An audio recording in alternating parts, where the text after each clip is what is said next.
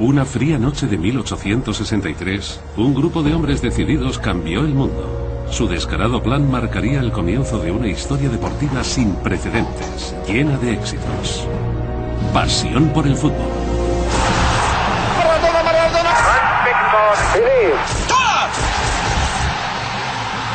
Ningún otro deporte, en ningún lugar del mundo, ha cosechado tanta popularidad. En solo 150 años, el fútbol ha conquistado el mundo.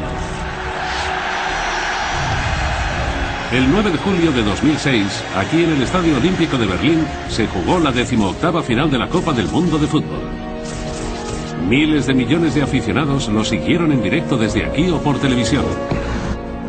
Estamos a punto de iniciar un viaje hacia el pasado con varios de los verdaderos héroes de este deporte para intentar responder a algunas preguntas intrigantes.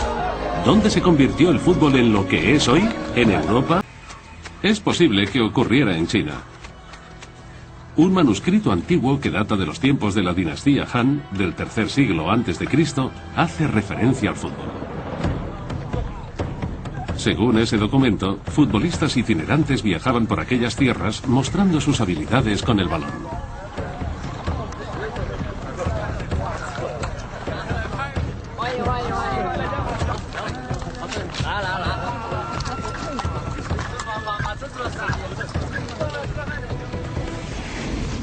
La representación visual más antigua también procede de China. Un bajo relieve de las primeras culturas chinas que se encontró en la Torre Qimu de la provincia de Denzhen.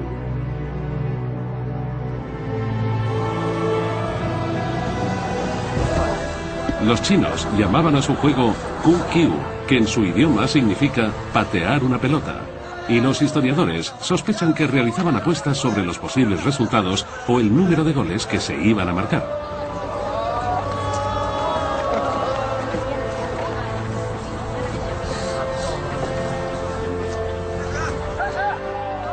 Los equipos contaban con 6 jugadores y los partidos solían celebrarse durante festividades varias.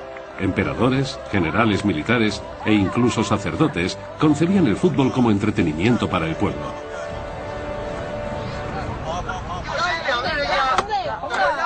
Originariamente, el partido tenía como objetivo mejorar la agilidad y la seguridad de los soldados y reforzar su valentía a la hora de luchar.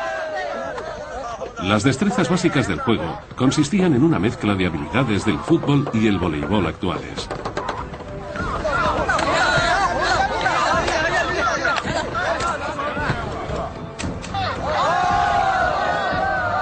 Pero la técnica requerida para jugar se convirtió enseguida en un deporte social, y con el paso de los siglos se fueron desarrollando reglas y normas cada vez más definidas. El partido tenía lugar en un campo marcado donde los jugadores lanzaban un balón a porterías de 5 metros de altura.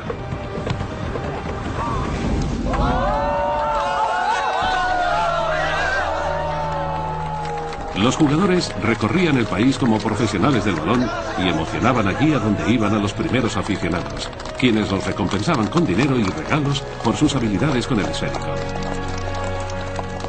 Mucho antes de que el fútbol llegara a Europa, los antiguos chinos ya habían inventado el juego, hecho apuestas sobre los resultados y pagado a los jugadores. Paralelismos destacables con este deporte actual.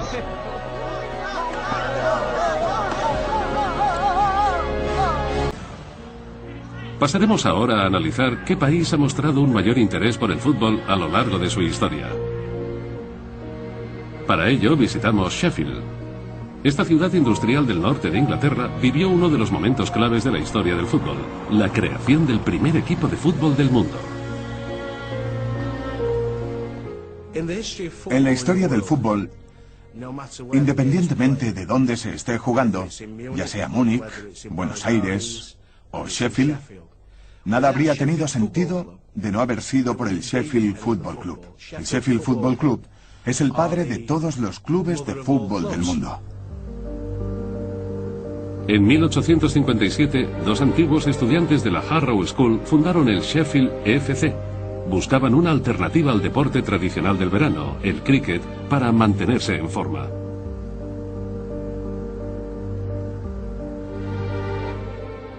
Nuestro apodo es el club. No somos un club más, sino el club. Sheffield FC se fundó 3 años antes que el segundo equipo de fútbol más antiguo del mundo. Como éramos un club, lo habitual era que jugásemos entre nosotros, que los partidos fueran entre miembros del club.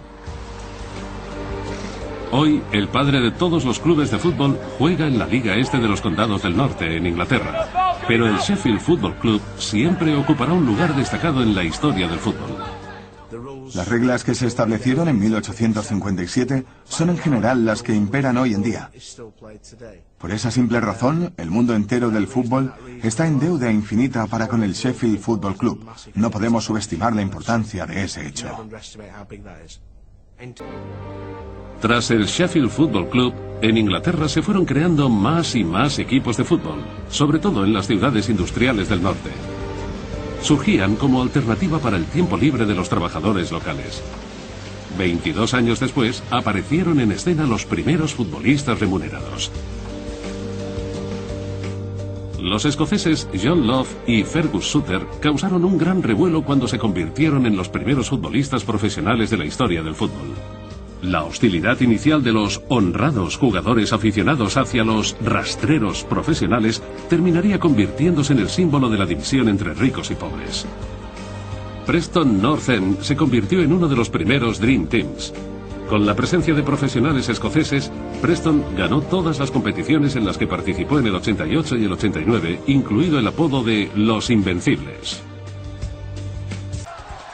En ningún otro lugar del mundo el fútbol fascina, cautiva y mueve masas como en Brasil.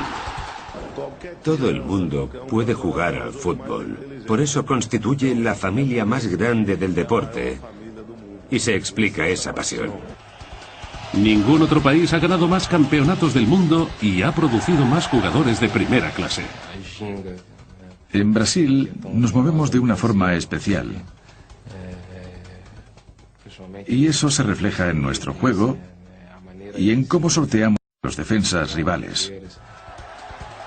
Algunos dicen que el secreto de su éxito radica en su música. Los brasileños no solo juegan al fútbol, lo bailan. A esta forma de mover el cuerpo y jugar al fútbol la llamamos ginga.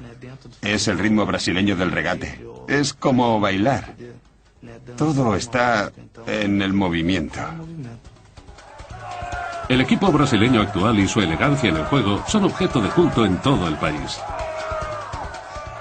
El fútbol brasileño es todo creatividad, libertad, alegría y espectáculo. Pero históricamente, la pelota ha desempeñado un papel importante en toda Mesoamérica.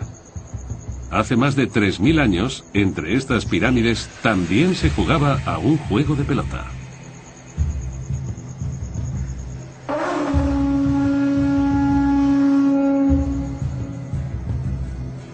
En numerosos complejos templarios antiguos se han encontrado campos de juego, dado que, en las culturas primitivas de América Central, el fútbol formaba parte de muchos rituales religiosos. Durante la preparación antes del juego divino, los jugadores bebían un extracto de cactus especial que, supuestamente, les daba valor y aliviaba el dolor.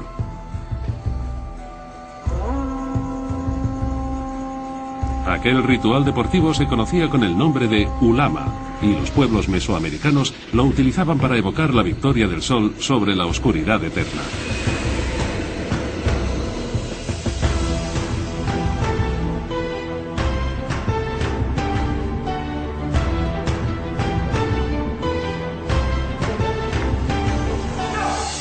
Dos equipos de entre 3 y 5 jugadores usaban caderas, rodillas, nalgas y codos para propulsar una pelota de goma compacta. El vuelo de la misma, al parecer, representaba el movimiento de los cuerpos celestiales. La pelota podía llegar a pesar hasta 4 kilos, así que solo los hombres más fuertes y aguerridos se atrevían a participar. El objetivo consistía en colar el balón por un aro de piedra, tarea en ocasiones físicamente peligrosa.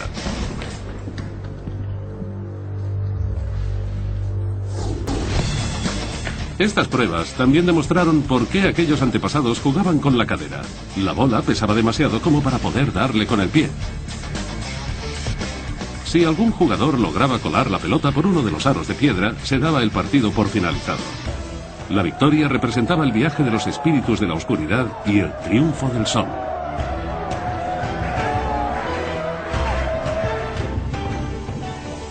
A este juego se asocian también diversos sacrificios humanos.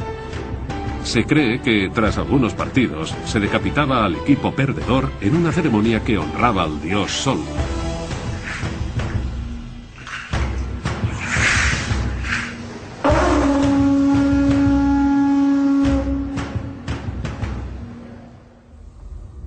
Pero mientras los aztecas y los mayas usaban los juegos de balón para comunicarse con sus dioses, los aficionados sudamericanos de hoy en día adoran a sus propios jugadores. Y la lista de superfutbolistas procedentes de esta región es muy larga. ¿Será alguno de ellos el mejor jugador de todos los tiempos?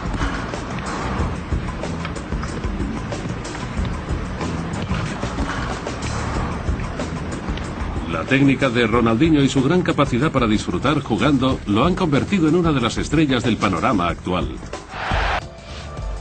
Y en todas las listas de mejores futbolistas de la historia hay un nombre que se repite: Pelé, sinónimo de agilidad, técnica, excelencia y goles brillantes. Con 17 años, Pelé se convirtió en el jugador más joven en ganar un campeonato mundial.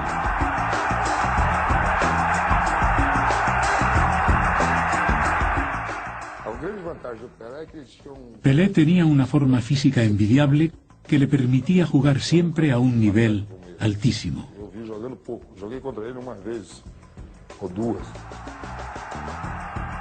Pelé era la personificación de los genios de fútbol brasileños. Era único. Hacía maravillas con el balón. Para nuestra generación, Pelé seguía siendo el modelo a seguir y un gran ídolo.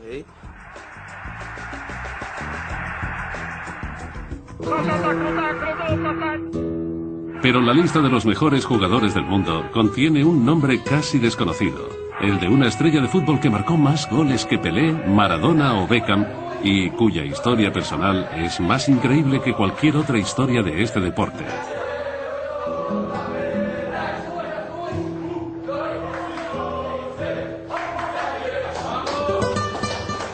Hablamos de Arthur Friedenreich, un héroe caído en el olvido. Arthur Friedenreich fue un gran futbolista de la historia de Brasil. Mi padre solía hablarnos de él. Y su historia se remonta a antes de 1935. Sao Paulo, principios del siglo XX. El fútbol era un privilegio solo permitido a blancos de clase alta. Como hijo de mercante alemán que era, a Arthur lo dejaron jugar en un equipo a pesar de ser de raza mixta. Nadie sabía entonces que estaban ante el que sería coronado como rey del fútbol.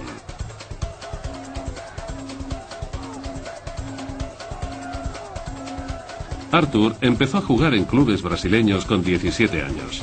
Por aquel entonces no se penalizaban las faltas realizadas sobre jugadores negros, y él solía recibir la mayoría de las de sus oponentes. Un día, una falta especialmente dura le recordó un incidente que había sufrido de pequeño. Estaba jugando en la calle y tan concentrado estaba en el juego que casi lo atropella un coche. En el último minuto se libró gracias a un movimiento extraño de su cuerpo. Oscar, el padre de Friedenreich, le permitió jugar al fútbol en el equipo Germania. Aquello cambió la historia del fútbol para siempre. Friedenreich fue el primer gran genio en el campo. Arthur desarrolló una agilidad única y una curiosa habilidad para evitar las patadas de sus oponentes blancos, y asombraba por igual a jugadores y fans. De la noche a la mañana, Arthur Friedenreich se convirtió en una leyenda brasileña. En la final del Campeonato Sudamericano de 1919, Brasil batió a su mayor oponente, Uruguay, por 1-0. Aquel gol de importancia infinita lo marcó Arthur Friedenreich, dándole a Brasil su primer título internacional. Por primera vez, los periódicos brasileños cubrieron sus portadas con imágenes de un partido de fútbol. Y a partir de aquel día, jugadores y aficionados apodaron a Friedenreich el Tigre. El momento estelar de Arthur Friedenreich se produjo cuando el combinado nacional brasileño viajó a Europa por primera vez. Estas son las únicas imágenes en movimiento de Arthur en plena acción. Se grabaron en París durante un partido contra un equipo francés. Los brasileños ganaron 7-2.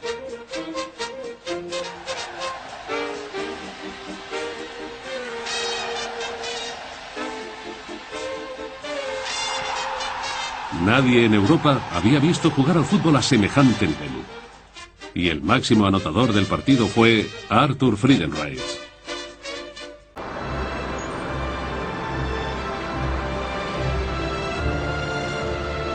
Arthur Friedenreich fue la primera superestrella de la historia del fútbol y ahora yace en el cementerio de atletas de Sao Paulo, la misma ciudad donde inició su gloriosa carrera.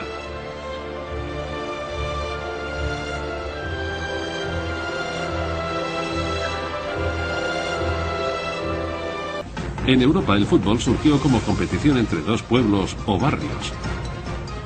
Según los registros existentes, participaban hasta 1000 contendientes y lo llamaban Folkball.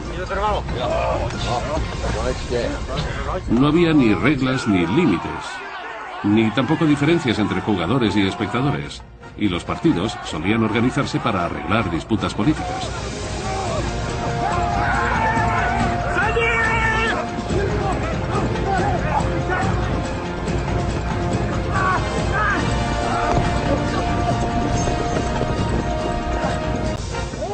Hace 1000 años, esta especie de fútbol fue ganando popularidad y se convirtió en una competición tradicional en otros pueblos y ciudades.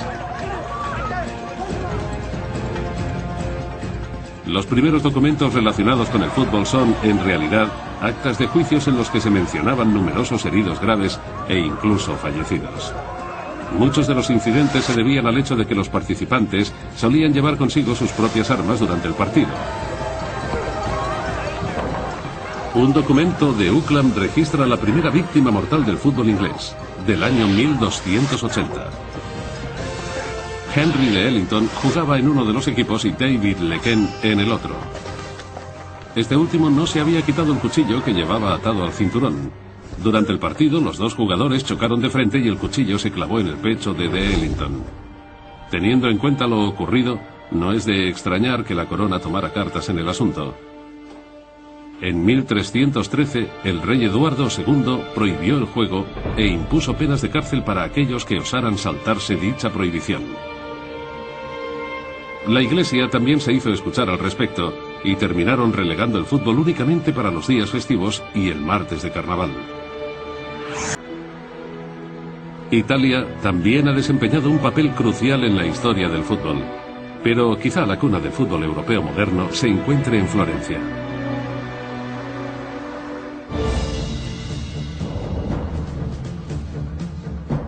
En la Italia renacentista se jugaron partidos que acabarían convirtiéndose en espectáculos opulentos y coloridos, conocidos como Calcio Fiorentino.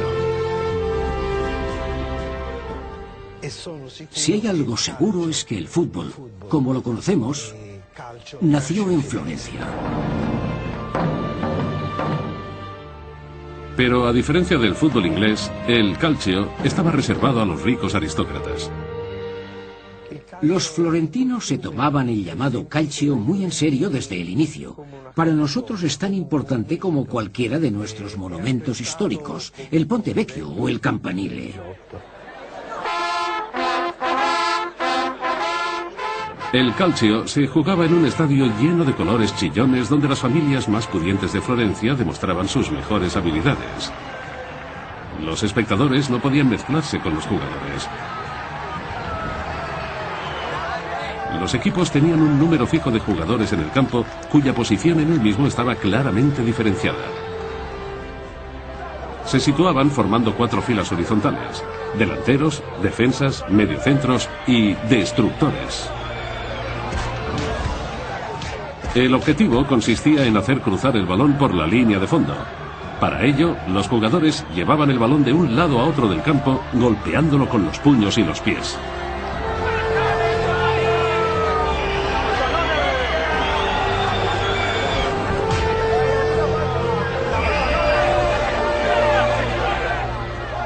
Fue en el calcio italiano donde se introdujeron al mundo del fútbol las pancartas y las banderas al viento y los primeros uniformes por equipos. Aquel viejo espectáculo de rudos jugadores a golpe limpio por conseguir su objetivo se sigue jugando en Florencia hoy en día. Pero el acontecimiento más importante en la historia del fútbol, y que posiblemente marca la nación más futbolera de todos los tiempos, se encuentra en este libro. Cuenta la historia de un hombre que a punto estuvo de evitar que se inventara el deporte más famoso del mundo.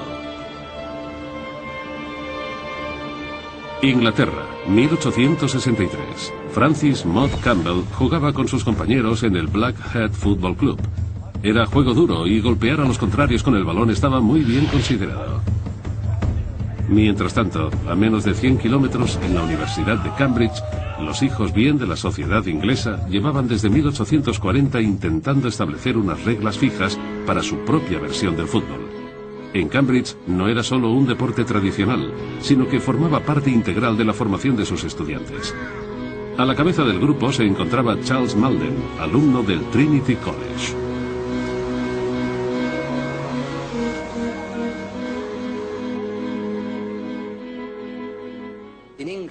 En Inglaterra el fútbol empezaba a jugarse en todas las grandes escuelas públicas de la época victoriana. Eton, Harrow, Winchester, y en cada una había unas reglas distintas. Algunos podían coger el balón, otros no. Algunos podían correr con el balón, otros no. Cuando aquellos estudiantes dejaban su colegio habitual y llegaban a Cambridge, a la universidad, querían jugar entre ellos. Por eso necesitaban establecer una normativa común que les permitiera entenderse sin problemas.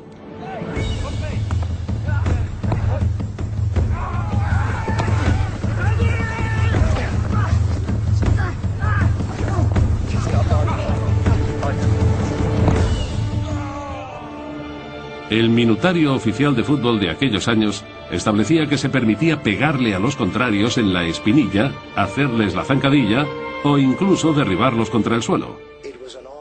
Había dos facciones muy dispares. Por un lado, los que querían poder coger la pelota con las manos, además de darle patadas. Los aficionados al rugby. Por otro, estaban los más aristócratas, aquellos que decían, ¿tocar la pelota con las manos? No, gracias. En las universidades de Oxford y Cambridge, las patadas o bloqueos al contrario no estaban bien vistos. Y también desaprobaban que se cogiera la pelota con la mano. Los jugadores preferían limitar el juego a los pies.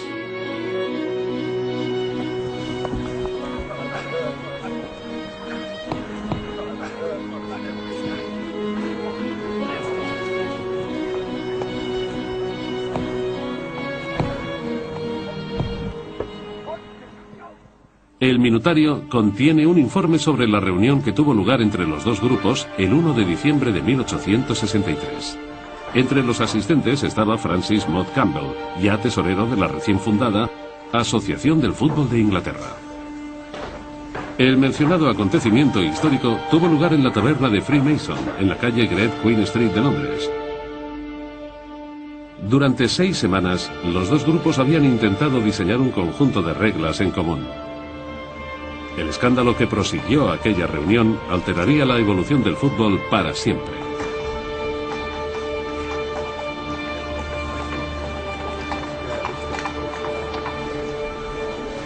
Un giro inesperado de los acontecimientos hizo que la votación final terminara del lado de Cambridge por 14 a 13 votos, con lo que esta universidad inglesa se hacía con el permiso de implementar los cambios de su elección a las reglas del juego.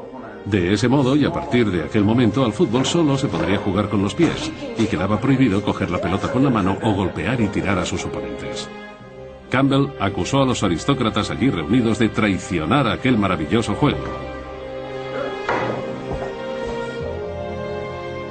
Pero la decisión estaba tomada, y nacía así lo que hoy conocemos como fútbol. Las reglas que añadieron los miembros de Cambridge se incluyeron aquella misma noche al minutario.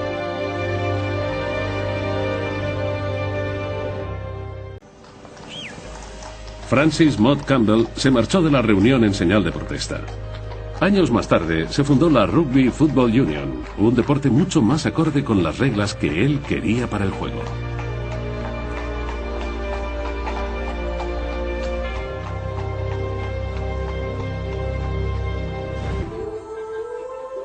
China, Inglaterra, Brasil, Alemania o Italia fueron solo algunos de los países que desempeñaron un papel crucial en el desarrollo del fútbol tal y como lo conocemos hoy en día. Ningún otro deporte se ha vuelto tan popular y tan cercano a sus aficionados. Independientemente de los resultados de cualquier campeonato del mundo, la gente de todo el mundo seguirá teniendo una opinión personal y subjetiva de quiénes son los mejores jugadores y cuál el mejor combinado nacional.